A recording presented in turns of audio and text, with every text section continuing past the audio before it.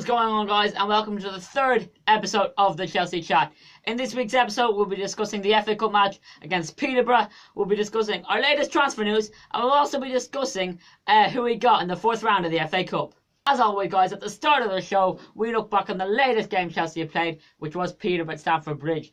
Chelsea beat Peterborough by 4-1, and if I'm honest, I think the 4-1 scoreline flattered Peterborough slightly.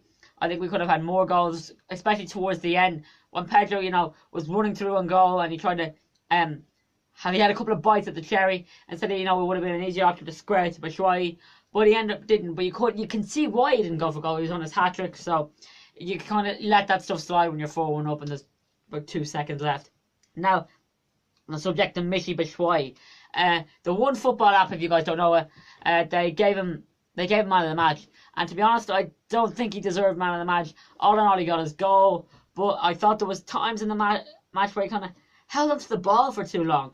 And I think that just comes with it, is being young and inexperienced. Hopefully, with, game time in the English League, he'll start to come good and, cut stuff like that out of his game. Because, you see, there's a massive contrast between French football and English football. And I think he just needs to adapt to that, to the change in, play and the change in, tactics or whatever. And I think with the more game time he gets, the goals will surely come and he'll look better on the pitch. Two other players I'm going to mention are Chalobah and Cesc Fabregas, the two midfielders. I thought especially Chalobah played quite well. He moved the ball around nicely. Especially on one of his first starts, he had something to prove. And of course he did it. He played some lovely football. He worked like a horse. It was just an overall good game for him. Fabregas, nothing really I could say about the man, except just feet of an angel. He could ping a ball to Mars if he had to Pluto. He could ping a ball to White Hart Lane. That's how good this man is. Now, I'm going to go for my man of the match, and it's Pedro Rodriguez. Not just because he's got his 2 goals, but Pedro ran his socks off throughout the whole game. And plus, it was a massive improvement on his performance at White Hart Lane, which was absolutely abysmal, atrocious. There's so many words that I could use to describe it, but I don't have to anymore because he redeemed himself in that game against Peterborough.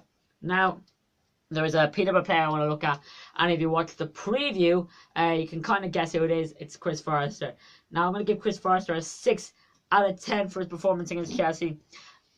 Not just because he's Irish, but because against that type of the top quality players he was playing against, he played quite well for himself. There was 2 or 3 balls in the first half that he played lovely over the top. The striker just couldn't get a hold on it. And he played an overall good game. He wasn't afraid to get the tackles. He got a yellow card for fouling Fabregas in the second half. And he just played an overall general game. That's why I gave him a 6 out of 10. Now, the last thing, of course, I have to discuss is the Terry sending off. At first glance, I was just like, no way, Raf. That's not a red card. But when you look at it again and again and again, it's clearly a red card. Not saying the Peter striker would have had scored, but he definitely would have had a shot, a goal, and Terry stopped that. And it was a clear sending off. There was really no other thing the referee could do. As always, we kick off with the lone merry-go-round that is Chelsea Football Club, with for once someone returning from loan. That is Nathan Ake. He's been an absolute wonder for Bournemouth this season. He scored that goal to beat Liverpool 4-3 at the Vitality Stadium, and he has now returned to Chelsea. I think his first day of training was today. Even I saw a couple of pictures on the Instagram and the Twitter, and he even tweeted Instagram himself that it was great to be back at all. And I think he could go straight into the Chelsea squad because Antonio Conte has been looking at other wing-back options for the season, and Nathan Ake could be a great fit to slot in there, or he could play at centre-back. Now, on to some other centre-backs. Simon Kjær, if you guys haven't heard of him, he has played for Lille and Fenerbahce at the moment. He's at Fenerbahce, and I've got a couple of stats for you. Simon Kjær, right, has 41 clearances this season, has had 78 duels and won 72% of those duels. 72%. For those of you who aren't good at maths, that's more than half. That's way more than half. That's excellent for a centre half. I know it's only the Turkish league, but you still have to give the guy credit, as in to get those sort of stats and to be playing at maybe the 7th or 8th best league in the world. Well, in Europe anyway, not the world. But pretty good stats. Obviously, we're going to go now to another transfer rumour that's been going around Stamford Bridge. More so than Simon Kjær, it is Fernando Llorente of Swansea. Now, for those of you who don't know who Fernando Llorente is, he's played for Swansea. He's got 6 goals this season in 19 appearances and scores a goal every 200.7 minutes.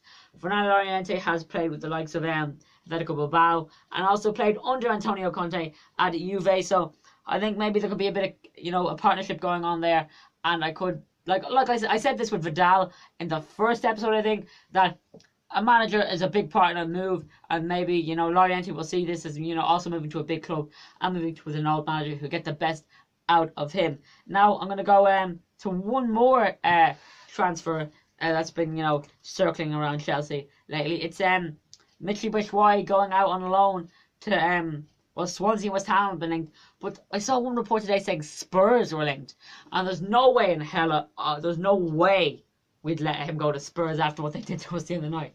So I think West Ham and Swansea are Batshuayi's best options, and for me, I think more than likely he'll go to Swansea, but because with Fernando Llorente coming to us more than likely, but I'd like to see him go to West Ham. There's better players at West Ham, like Payet, there's Faguli, even though it looks like he'll be going out on loan. There's Darren Randolph, he'll get to learn from the likes of Premier League experience like Mark Noble. So maybe that could be more beneficial to Batshuayi than playing for Swansea, who are struggling a lot more than West Ham, and West Ham really do need a goal scorer. So does Swansea, but like I said, I think West Ham would be the better move for Michy Batshuayi. There is actually one more thing I do want to cover, and it's obviously more loans. Where would Chelsea be without their loans? It's Charlie Colca, Islam Ferrouz, and Fankadi Dabo, who have all gone out on loan to Swindon Town for the remainder of the season. So Charlie Colca and Islam Ferrouz, I've seen those two play before, and obviously Chelsea have quite an exciting youth prospects in their academy. They never really get their chance. That's why we have such a mad loan system. But I don't know much about Dabo. Maybe I'll have a look at him, see how he gets on. But I like the way Colquitt and Islam Ferrouz are getting game time. Colquitt spent the first half of the season on loan at Bristol Rovers, and now we've gone to Swindon. So hopefully he can get some game time. Now we're going to discuss our FA Cup 4th round of opponents, and I couldn't be happier with the draw. It's a West London derby clash with the mighty Bees, Brentford FC at Stamford Bridge. The only thing that could have made it better if the tie was at Griffin Park. Brentford are probably my 3rd or 4th favourite team in the world. So I'm absolutely buzzed to get Brentford at Stamford Bridge. They'll bring a lot of noise with them. I've been to Griffin Park 4 or 5 times, and it's always a great place to go. Great atmosphere. So the Brentford lot will hopefully bring a good bunch with them. And also my uncle's a bit of a Brentford fan, so it'd be nice to get one over on him, since it doesn't usually happen a lot. So I'm really looking forward to this game. And so much so that if TV times are right, if the BT and Sky Sports guys are nice to me, I will be heading over to that game. I will keep you updated on that. That is it for this episode, guys. As always, thank you for watching. If you liked the video, share it around on social media, give it a thumbs up, and remember, subscribe.